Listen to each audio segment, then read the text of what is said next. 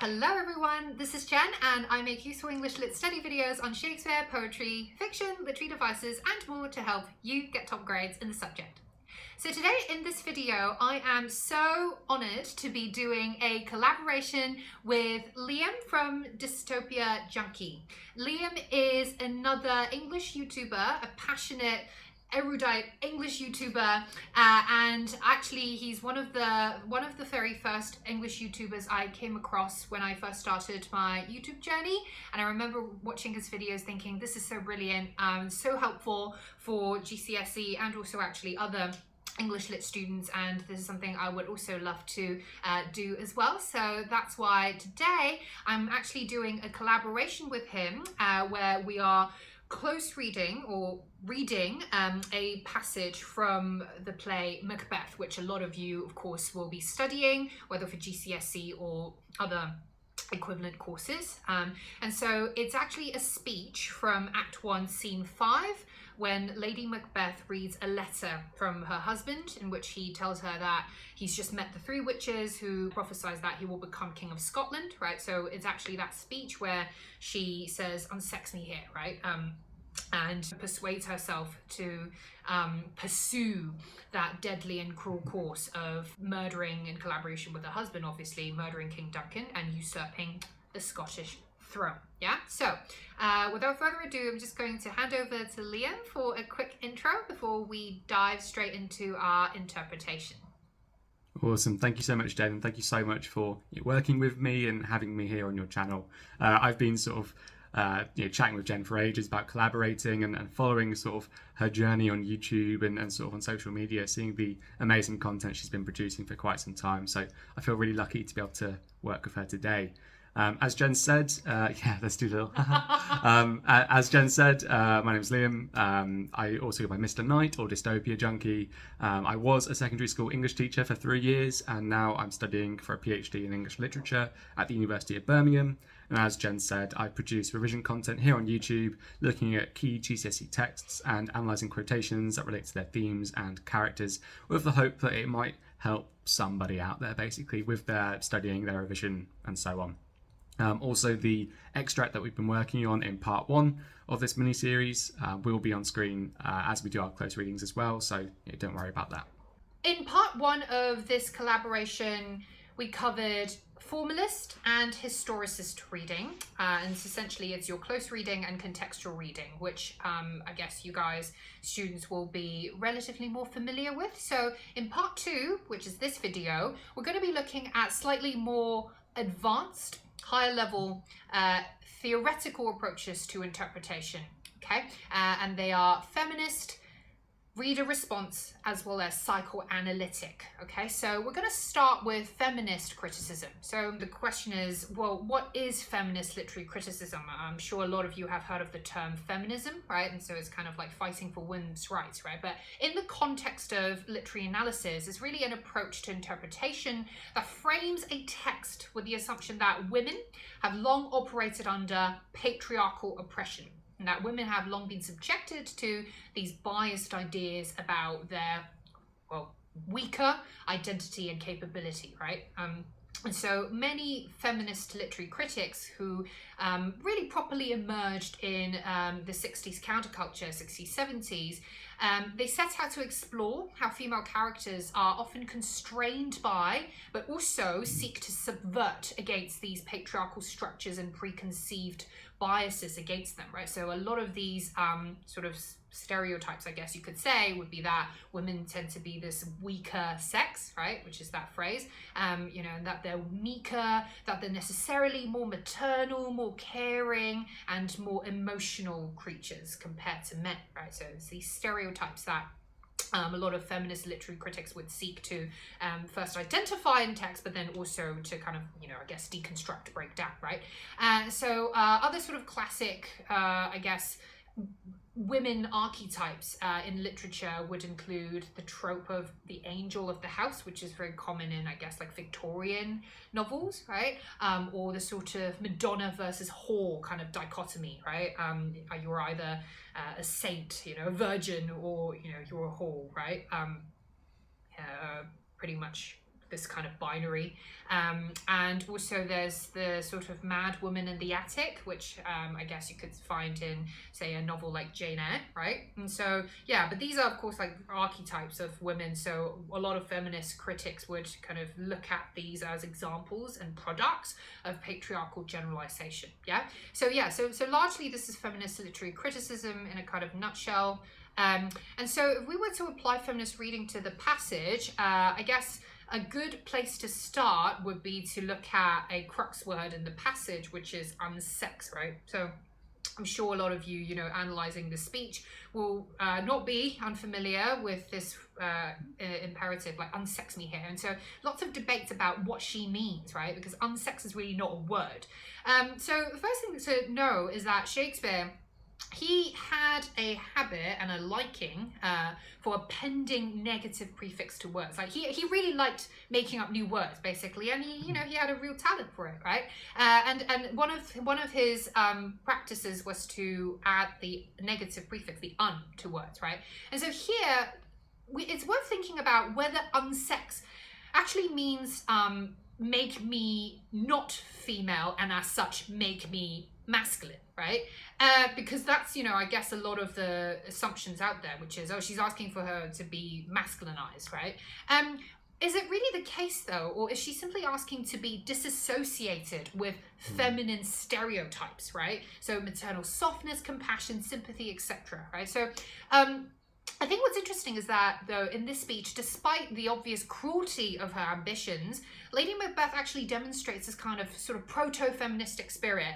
And I say proto-feministic because back then feminism wasn't really a concept, right? And so it's kind of like pre her time. She was like ahead of, I guess, her time.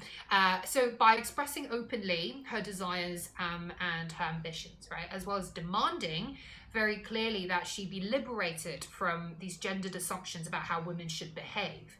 And so also then, one interesting question is to consider, though, why Lady Macbeth sees the need to call for unsexing by external agents. Why does she need to be unsexed by someone else, right? So in a way, perhaps this still suggests that she is actually in a passive kind of position, right? But it also perhaps suggests that her natural impulses are maybe actually quite feminine, because she sees the opportunity for her husband to usurp the throne and gain power to be so worthwhile, she is willing to give up the essence of her feminine identity, right? She's like, I'm willing to have my husband usurp the throne so that I give up kind of my feminine core, which is a little bit ironic because when you think about the spirit of that sort of gesture, it is kind of sacrificial and maternal in a way, right? And I guess you could also argue that sacrifice is a trait that's quite traditionally associated with femininity, right? So there's a weird kind of irony there. And I guess if you wanted to kind of take it a step further, and I suppose this will kind of feed into my later psychoanalytic interpretation, is that I feel like her speech reads a little bit like a sexual invitation, right? Because when you think about, well, okay, the most obvious indication is like the triple repetition of the word come, right? And also there's actually like sexual imagery throughout the speech. But again, the irony here is that she's actually asking for her feminine faculties to be shut down, right? She wants liquid to fill her up, but that liquid to fill her up, when we think about like kind of like in a normal situation, it's to bring forth a new life, right, of a child through consummation, through sexual consummation. But instead, in her case, she's asking for liquid to fill her up so that it can lead to a death, right? The end of a life, not the birth of a new life. So the death of Duncan, obviously, right? So I also feel like there's a certain possible parody of the sort of prevalent social anxiety about female promiscuity back in Renaissance England, because actually back in Renaissance England, it was, I guess one of the key social anxieties back then was that women were going to cheat on their husbands, and like women were promiscuous. That was actually very much kind of like sort of I guess assumption, right? A bias against women back then.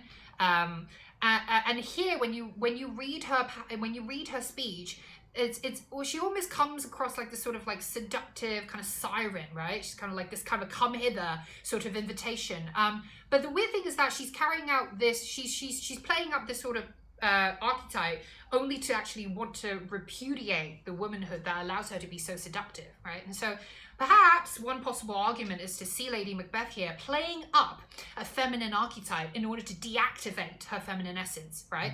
And I think that's like really ingenious and powerful kind of act of subversion against the sort of gender bias against women, you know, because like when you think about it, it's really smart, right? Like she's playing up the persona that's so rooted in this sort of gender bias, by self-fashioning as a kind of seductive siren, but ultimately she reveals an intention that is not at all promiscuous, but actually deadly, right? And lethal, and perhaps more masculine than the masculine male, which is Macbeth in the play. I don't know if that makes sense. No, I think that's a really really thorough and really brilliant reading, especially a feminist reading of our extract. I think you've really usefully there sort of deconstructed those gender binaries as well, because I think a lot of students do fall into that trap of saying, oh, she doesn't want to be a woman, therefore she wants to be a man, which isn't right in either like today's sort of understanding of gender, yes, and not necessarily like in Shakespeare's sense either. You know, so there's a lot of gender queering going on the stage. yes. You know, the fact that, you know, sort of women weren't allowed to be on stage, therefore female characters played by men, boys, which I think you're getting onto a bit later in another reading maybe. But I think it's really sort of valuable that you've done that deconstruction for us. I think also your sort of highlighting of the sexual imagery is really valuable as well. It's sort of showing, you know, she is kind of to an extent using typical, I'm using that in inverted commas, like feminine sort of qualities of sort of promiscuousness and sort of enticement, but then she's subverting that to you know, murder someone.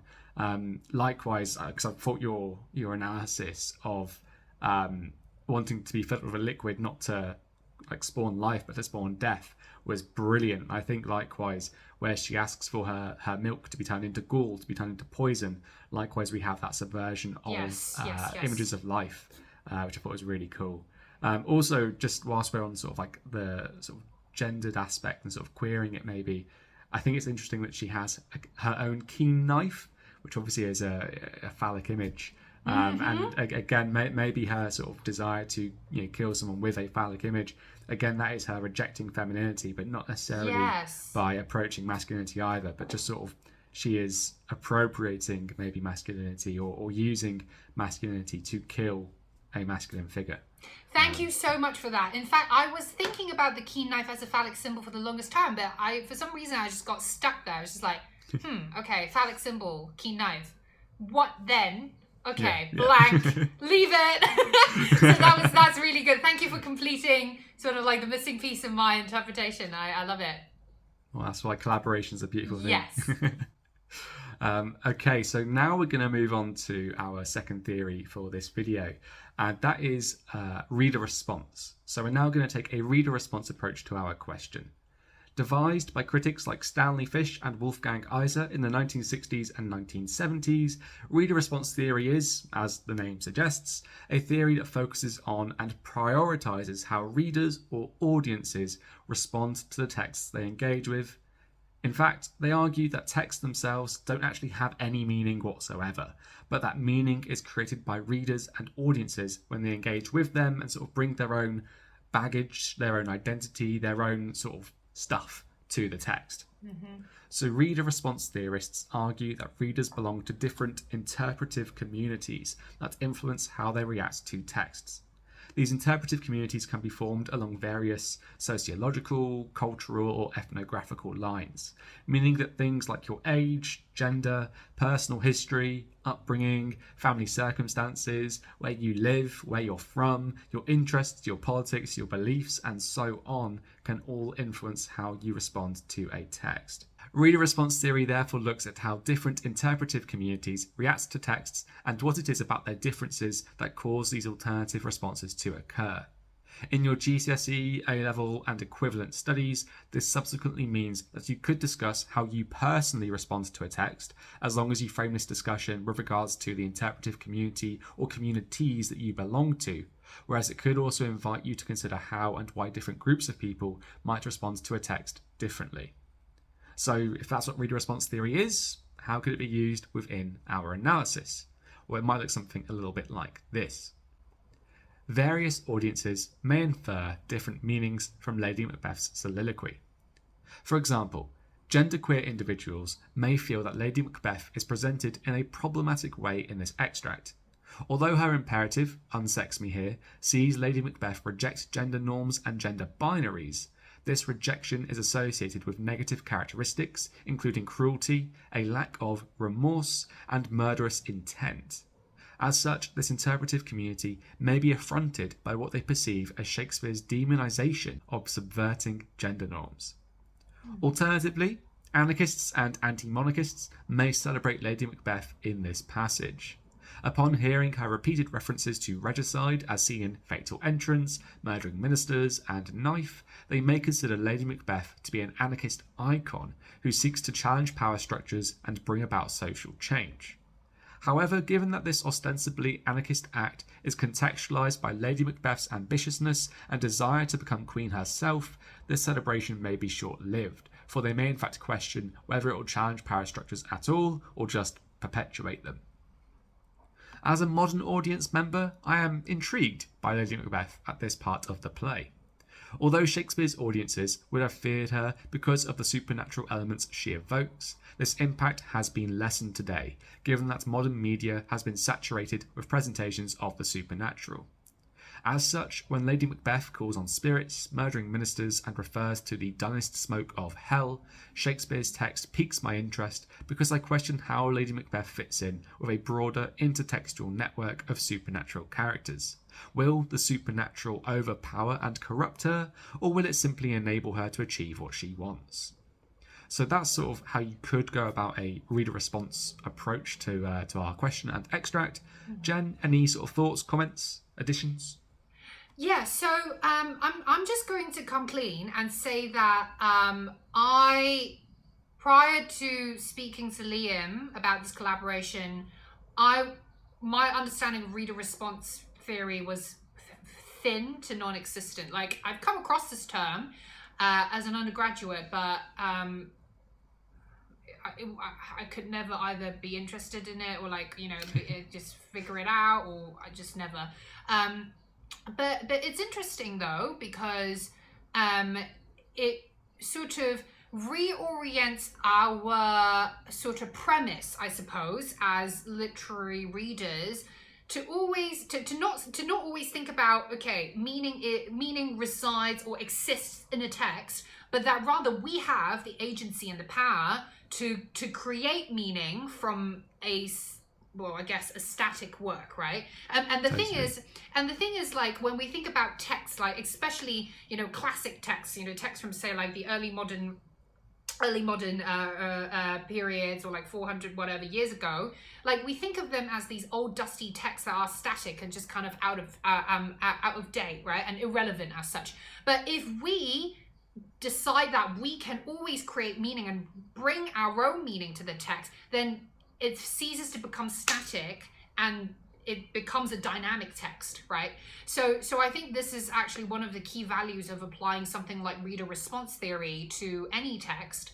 And I really love your point about how anarchists and anti-monarchists may actually celebrate Lady Macbeth in this passage, right? And this is so great because it shows us that one of the key values of applying different theoretical lenses to a text is that, depending on the interpretative community or depending on the perspective that you take, the same character who seems so villainous, right, could actually appear heroic.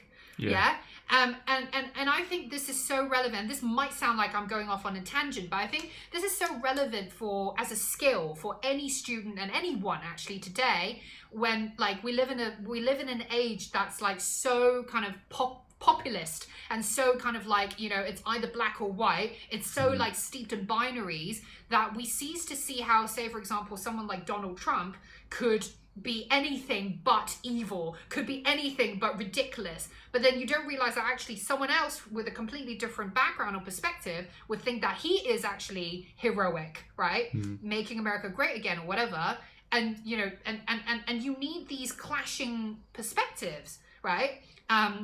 To come against each other, so that you realize, okay, well, there's no right or wrong. There's no set answer to understanding like a character and as such, or like a person. So I think this is one way of actually also thinking about like, what's the point to all of this, right? And I guess we'll go on to this later. Sorry, I'm jumping the gun. But yeah, but it's got me thinking. Sorry. No, not a problem. I think you're spot on. Like, one of the really valuable things of reader response theory is that it does encourage us to consider different approaches, different sort of understandings of a text. I think it also encourages us to deconstruct our own understanding of a text. Like, I interpret Lady Macbeth in a certain way. What is it about me that makes that interpretation happen? Like, what is it about my sort of beliefs, my core values, my myself that makes that happen? Yes. I think that's really useful. It helps us to understand ourselves better and sort of the world better at the same time as well, which is why English is beautiful. 100%. I love that. Yeah. So Jen, what theory are we applying next to our reading? So the next and actually the final theoretical approach is psychoanalytic criticism. So psychoanalysis, I suppose perhaps some of you would have heard of, most probably in relation to someone called Sigmund Freud, right? Who kind of popularized this actually clinical sort of psychology approach to actually, I guess, helping people understand more about their traumas, just kind of digging deep into their childhoods and thinking about how, their childhoods affect, their adult kind of patterns and behavior. So it's a kind of therapy, actually. So it's, in the context of literary criticism, it's an approach that's largely informed by a lot of Freud's ideas, yeah? And so one of his central premises is that all individuals are driven by what he calls unconscious desires. And so these are desires that are often shaped by our childhood experiences and specifically our relationship with our parents. And the individual is, according to him, constantly operating between the poles of their conscious, which he calls the ego, and their unconscious, which he calls the id. And this tension between the conscious and the unconscious is governed by, I suppose you could call, a kind of moral conscience, right, which he calls the superego. And this sort of governing conscious is necessary because the unconscious is often primal and sometimes perverse, right? And so if these are unleashed, then it could result in disorder and chaos and on a mass scale, anarchy, right? And also, I think other important Freudian ideas that inform psychoanalytic literary criticism would be dreams, neurosis, and slips of tongue, which I guess in popular culture you call Freudian slips, right? And so these are primary manifestations of these unconscious desires. And so actually, if a good tip is like, whenever you encounter some kind of dream in a novel, right, then I guess that's ripe opportunity for you to apply some kind of, I guess, psychoanalytic criticism to that.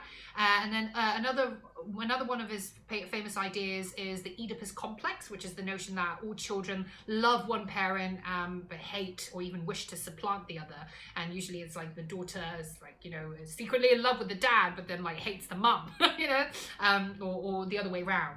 So in Hamlet, Hamlet secretly is sexually attracted to Queen Gertrude, and which is why he's like so desperate to kill Claudius, right? That sort of thing. Also, the other idea is the death drive, the notion that everyone has a fundamental tendency towards mass and also self-destruction, as counterintuitive as that may sound. And also, finally, the uncanny, which is often found in Gothic literary works, right? The sense that of something being so frighteningly familiar, this sort of like this sort of scary sense of a deja vu, because it reminds you of an old, from childhood, but disturbing experience. Yeah, so these are all kind of tropes that we can extensively explore in literature in relation to psychoanalytic criticism. And I think just as a final kind of note, if you're interested, there are also offshoots of psychoanalytic criticism that's Jungian, Carl Jung, and Lacanian. Jacques Lacan, but I think they're a bit too advanced and niche for GCSE A level. But if you're interested, then by all means look into Carl Jung and Lacan, and just kind of how they also have their own approaches to psychoanalytic criticism. But anyway, if we were to apply a sort of Freudian psychoanalytic reading of this passage, I would first start by considering Lady Macbeth's childlessness, right, with Macbeth. And so it's really interesting because we see that she and Macbeth they share this really close relationship, right? These partners in crime, yeah. So they're certainly in terms of their relationship, they're definitely intimate and close. But but they don't have children. So it's unclear if she's infertile, if Macbeth is sterile, right? We don't know that. But to actually extend on the sort of sexual undercurrent that I've first observed in my feminist interpretation earlier, I think it's possible to build on this and suggest that actually her speech here isn't purely or even about the pursuit of ruthless power, but actually it's about the pursuit of sexual fulfillment that she feels is lacking in her marriage, right? And because we know from, I guess one could say, her emasculation of Macbeth, is that she does consider her husband to be effeminate, right? Somewhat of this kind of like this meek figure, right? And so she actually, deep within her, she craves this sort of like to be kind of ravished by a sort of like more masculine force. And here, perhaps in the speech, this masculine, almost violent force is embodied by these dark, nebulous, smoldering agents of these spirits, these murdering ministers in thick night, right? It's almost this kind of mystique to them. And we see her sexual craving being reflected in the assertiveness of verbs throughout the speech, like fill me, make thick my blood, come to my woman's breast and take my milk for gall, right?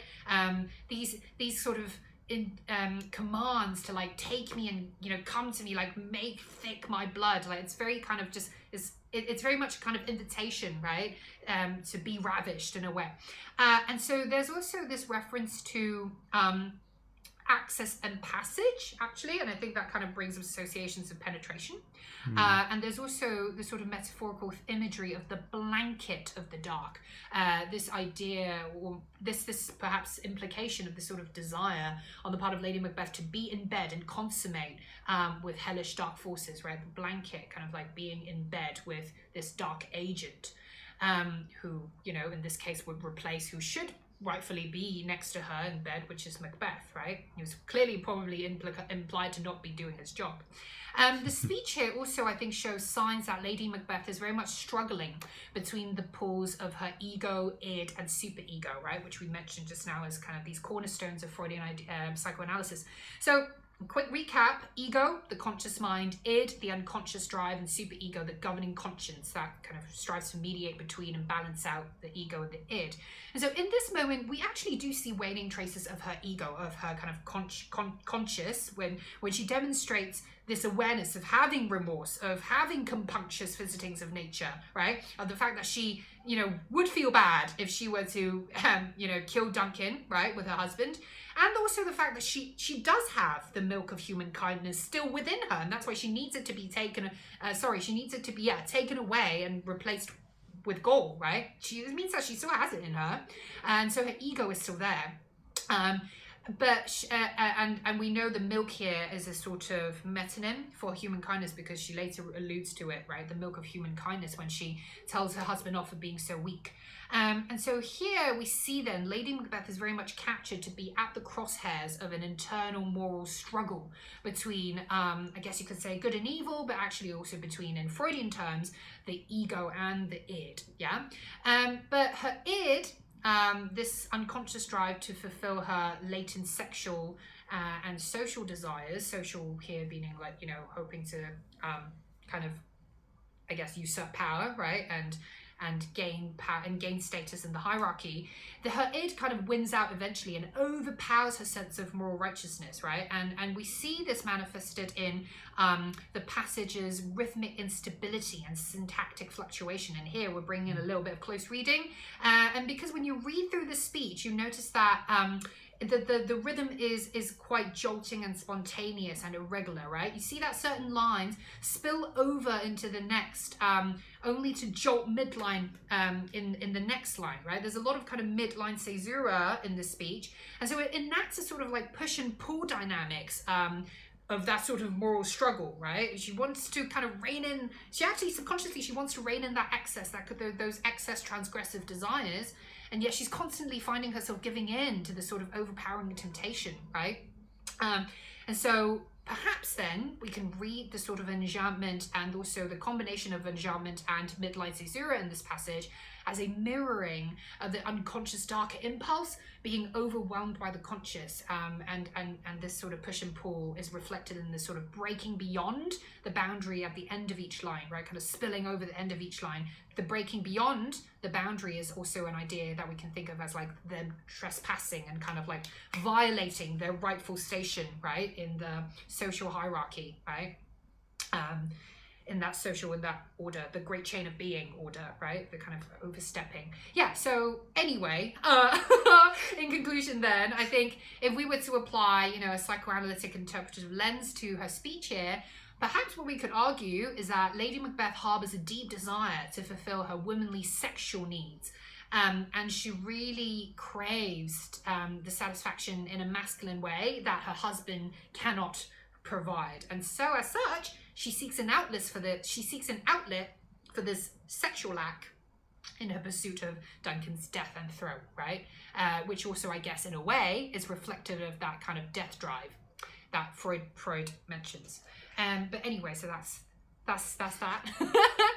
Oh my gosh. Blimey, Jen. No, that was.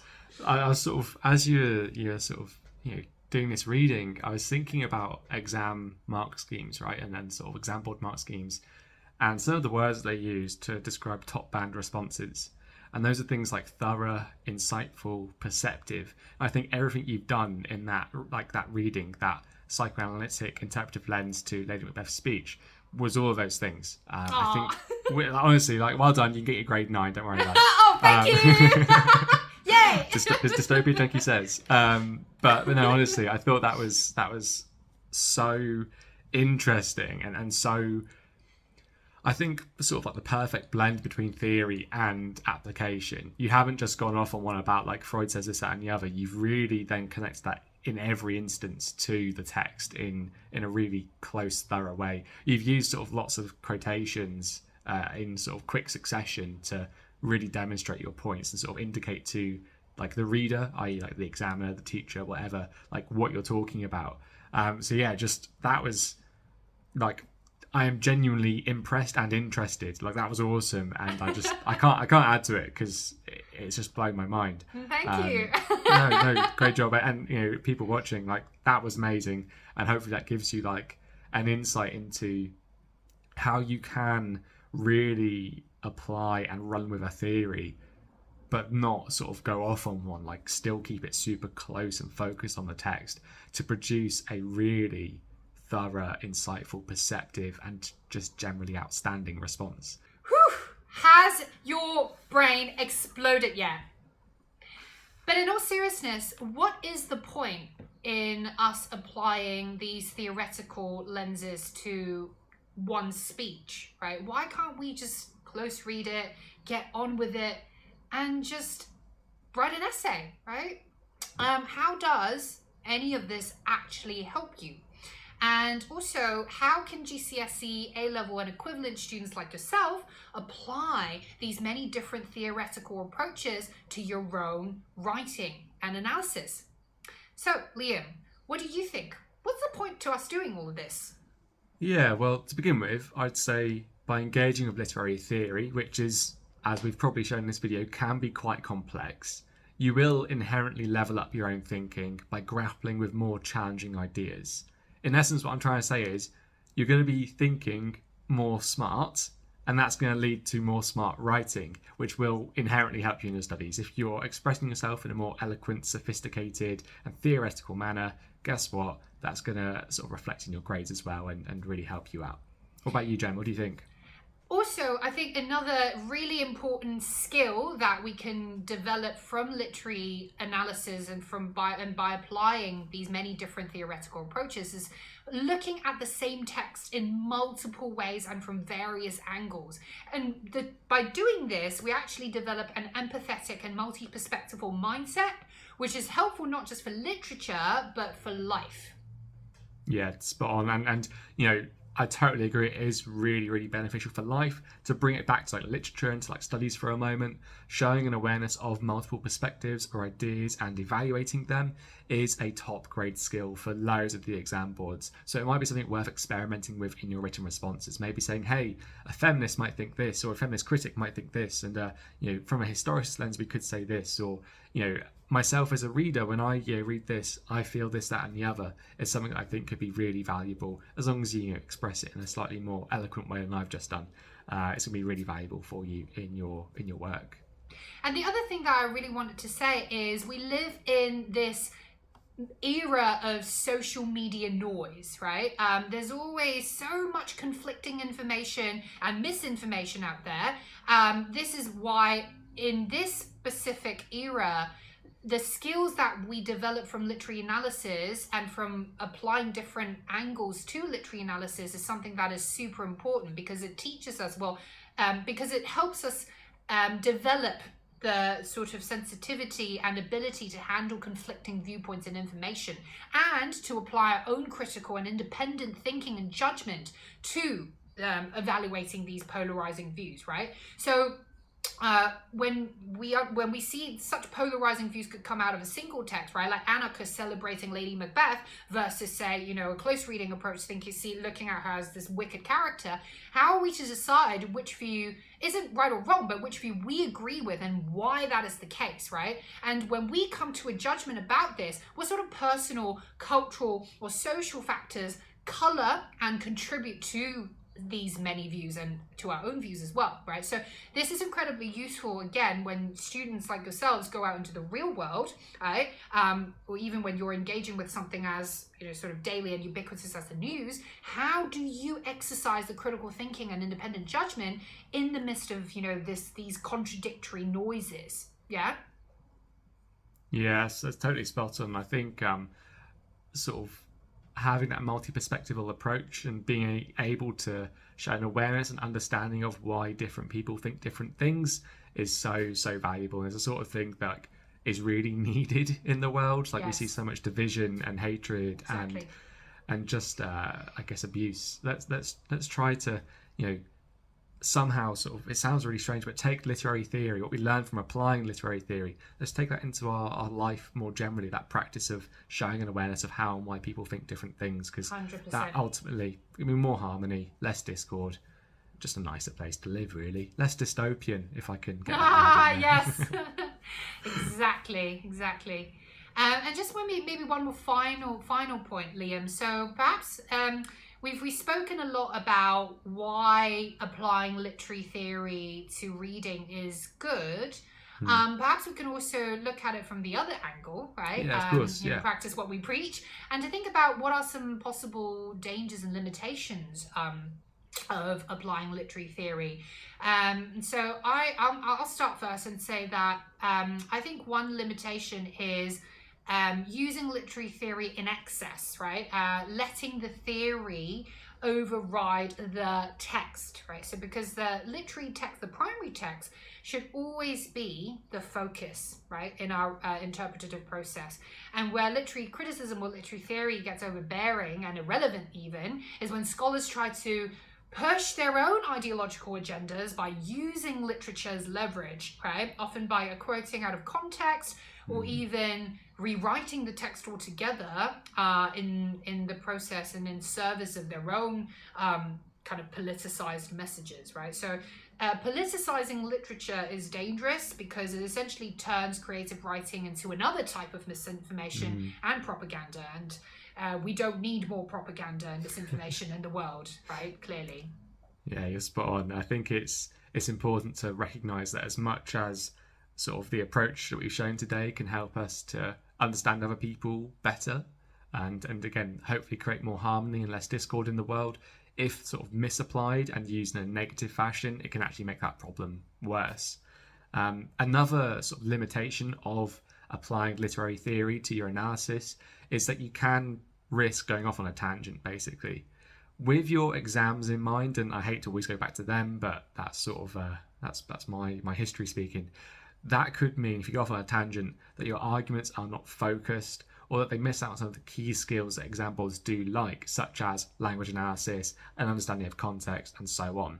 For example, reader response theory is great because it considers how people react to texts and can bring in, again, different sort of perspectives, but it doesn't necessarily encourage deep linguistic analysis, and so there is like a limitation to that theory there.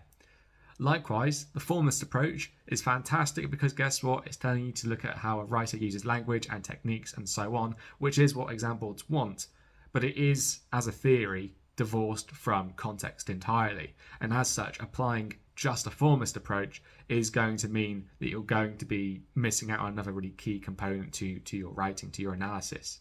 So as such, I'd recommend, rather than focusing on just one or two literary theories or like their techniques, their strategies in your GCSE, A-level and equivalent studies, I'd recommend instead that you adopt elements from lots of them, sort of like tapas style, pick and choose. Yeah. So like a tapas approach to lit theory, because that's going to help you to make use of their strengths whilst also overcoming their weaknesses as well. And that ultimately is going to help you to get those top grades, help you to be a really thorough literary critic yourself. And that's it, guys. I hope you found our collaboration helpful and useful and inspiring for your study of Macbeth. I know this is a text that has practically been done to death, and you're probably wondering how many more videos can people make about freaking Macbeth, but hey, it keeps coming because there's just so much to glean and take away from this text, and that is also probably why 400 plus years later we are still studying it.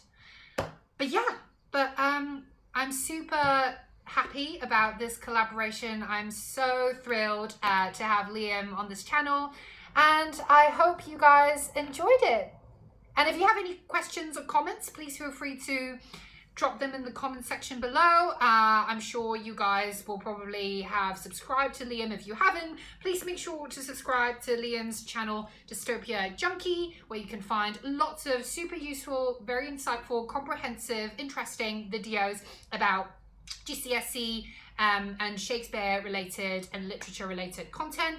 And of course, if you haven't already, please do subscribe to my channel and also hit the thumbs up button below, subscribe to my channel so that you don't miss out on any of the videos that I'll be putting out on a weekly basis going forward. Bye! Bye! See you!